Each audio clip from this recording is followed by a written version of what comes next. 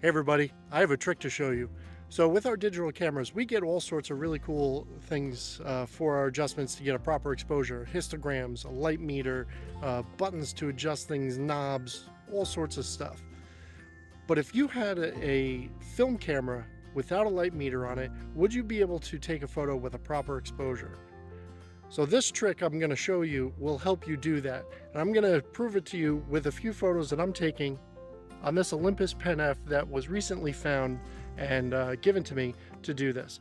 So here I am along the Appalachian Trail, set up, taking a few photos, and I'm going to go through what's called the Sunny 16 to help you with the exposures in your landscape photography.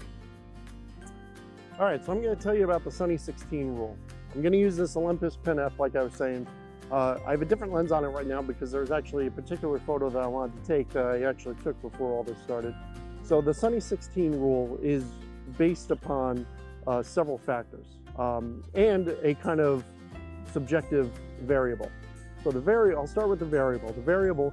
The first one is going to be your sunny bluebird sky like this. So full sun right now, baking in the hot day. So in that situation, what you're going to do is you're going to take the ISO of your film. So in this case, I have ISO 400. You're going to do the inverse of your ISO for your shutter speed. So in this case, the inverse of ISO 400 film is going to be 1/400th of a second. This camera doesn't do 1/400th, it does 1/500th. So that's what I have this set at. And I'm tweaking as I go a little bit as well. And then where the 16 of your Sunny 16 rule comes into play is your f-stop is going to be set for f16. So this will give you the textbook perfect exposure. So you're going to get, properly exposed photo using these settings. ISO 400, 1/400th of a second, f16, bright sunny day, perfect exposure. When you want to adjust that, so the variable, the subjective variable is going to be what type of light do you have? So this is incident light. So this is, incidental light coming down on you, and that's what you're kind of basing this on. Not reflected light, basically what you're seeing the light come off, you see my face lit up, the reflection of my sunglasses, that's reflected light. So this is based on incidental light coming down. You want to adjust your shutter and f-stop based upon what the light is. So the stages are your snow, sand, so that's really bright sunny sky like today, partly cloudy, rainy, sunrise, sunset, and so on. So for each one of those stages you go up or down, you're moving one stop up or down. So if we're going to go from bright sunny day to partly cloudy, we want to go down one stop. So we're going to open up our aperture a little bit and slow down our shutter in order to get that one stop. To get the one stop on this camera, I'm going to go from either 1/500th of a second to 1/250th of a second, or I'm going to go from f16 to f11. That's one stop of light. If we were going to mostly cloudy, which would be two stops of light, we could do both the 1/250th of a second and the f11 in order to get the two stops of light. Or you could vary it, two stops of light on your f-stop, two stops of light on your shutter speed. That achieves the same thing.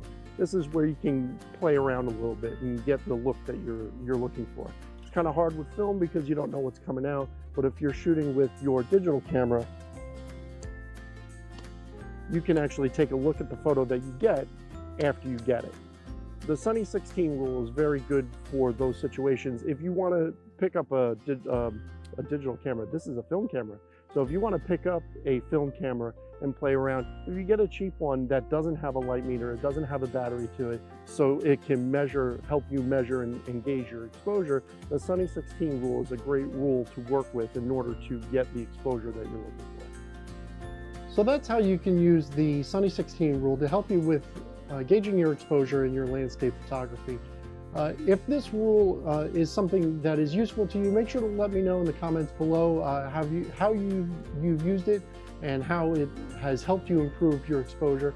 There's two infographics that I've included in this video that I actually do have as printable PDFs that are available on my website. The links for that will be in the comments, will actually be in the description below, so you can feel free to check those out, download them, and use them as you see necessary. thank you very much for coming along. If you can give me a like on the video, that would be great. Subscribe to the channel if you haven't already. Make sure to check me out on social media. And thank you very much. And I'll see you again next week. Make sure to get out there, take some great photos.